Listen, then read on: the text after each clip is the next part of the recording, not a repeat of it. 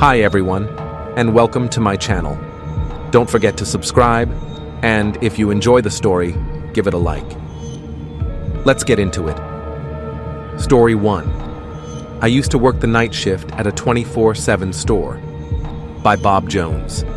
This happened about 3 years ago, when I was working nights at a small 24/7 convenience store on the edge of town. My shift ran from midnight to 8 a.m. Pretty much no one came in.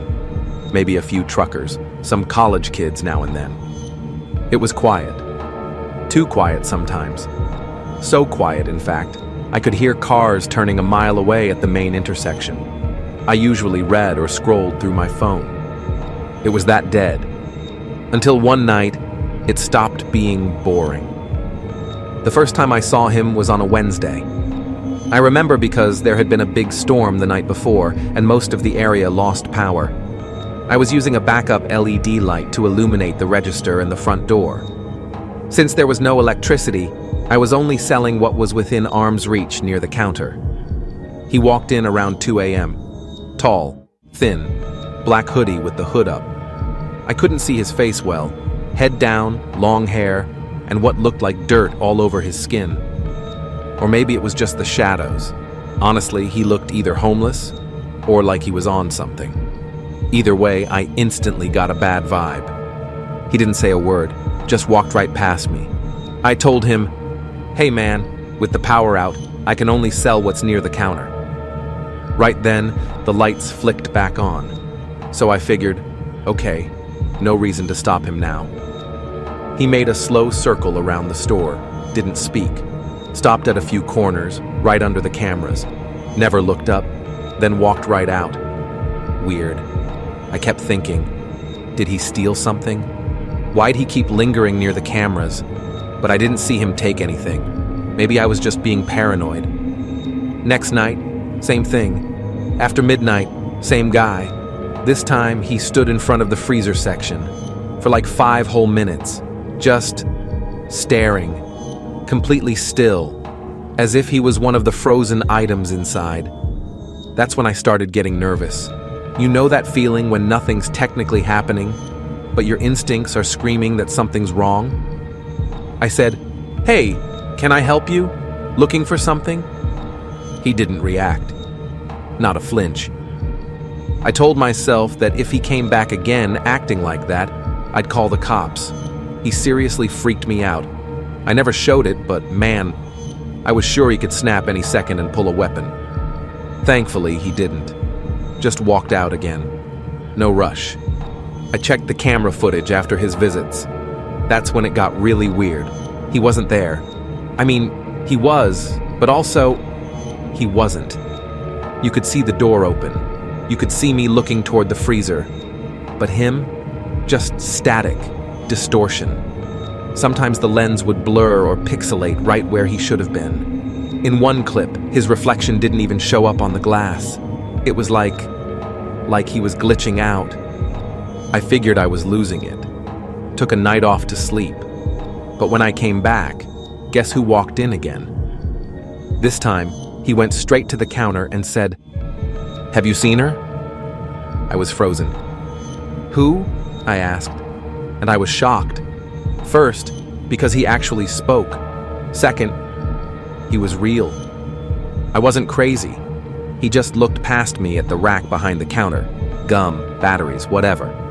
I turned to glance at it, and when I looked back, he was gone. The cameras? Same thing. Static. Nothing clear. Later that night, my manager called. Said the cameras went offline again and asked me to check the server room. I went in. The lock was broken. Like, twisted outward from the inside. The server was blinking like it overheated. And the smell? Burned dirt, like after a lightning strike. We called a tech in the middle of the night. He said someone had blocked the ventilation and it caused the system to fry. And the guy kept coming, almost every night. Always the same question. "Have you seen her?" Sometimes louder, sometimes in a whisper, sometimes...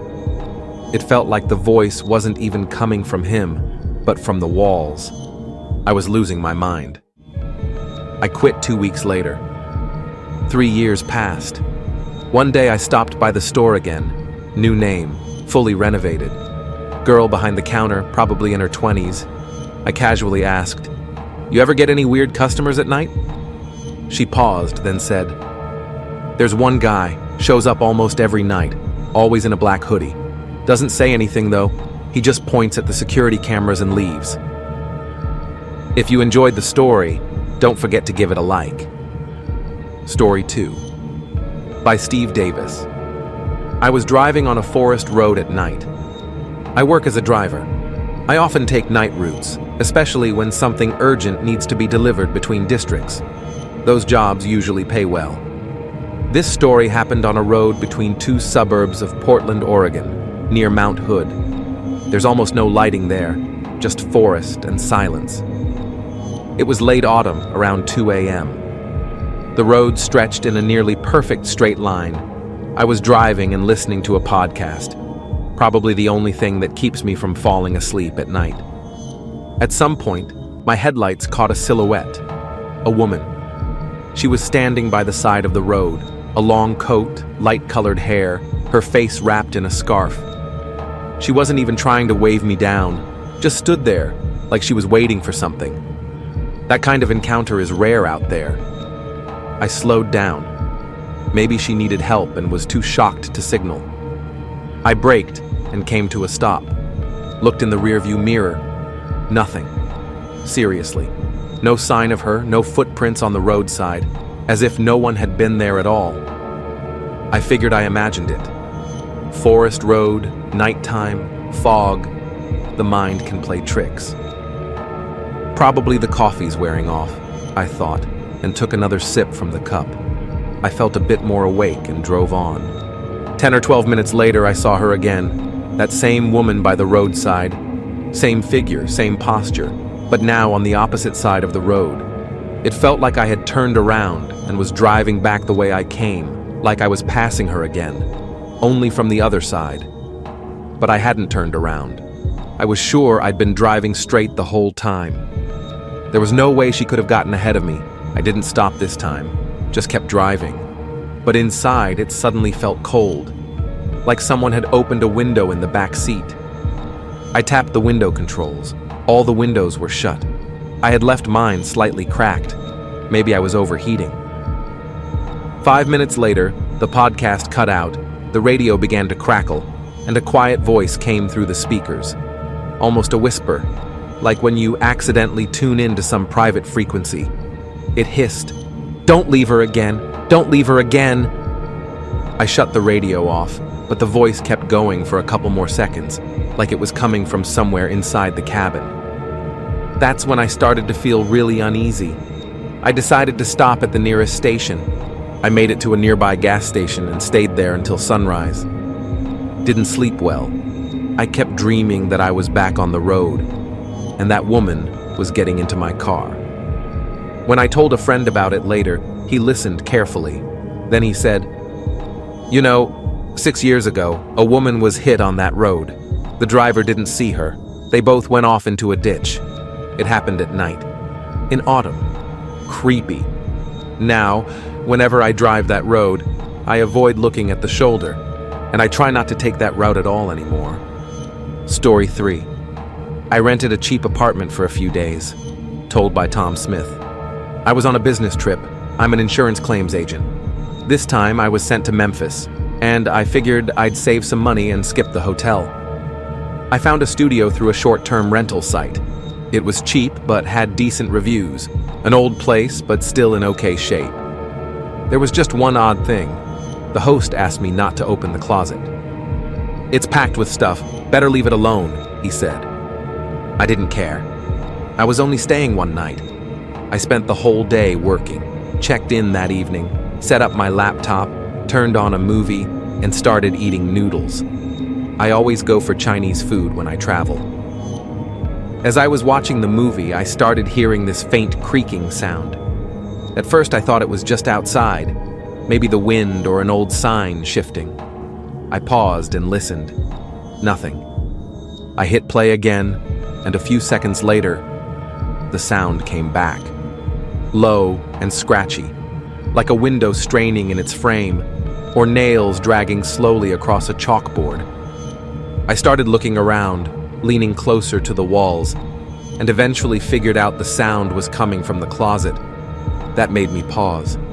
But since the host said it was full of stuff, I figured it might just be a mouse or something shifting around in there. The noise stopped, so I let it go. I finished eating and got into bed, but I left the light on. Something about the closet made me uneasy, and I figured if I left the light on, any mice in there would stay put. Around 3:20 a.m., I woke up. It was dead silent. And I had the weirdest feeling, like someone else was in the room with me, like something had woken me up on purpose and was just watching. I broke out in cold sweat. That's when I noticed the closet door was slightly open. I clearly remembered I had latched it shut. I slowly got out of bed, watching the floor in case of a rat or something. But there was no breeze, no movement, just a smell, damp, like mold, and something else, rotten. I was about to slam the door shut and forget the whole thing, but right at the last second, I looked inside. Nothing. Just an old cardboard box in the middle of the closet and a handprint on the inside wall.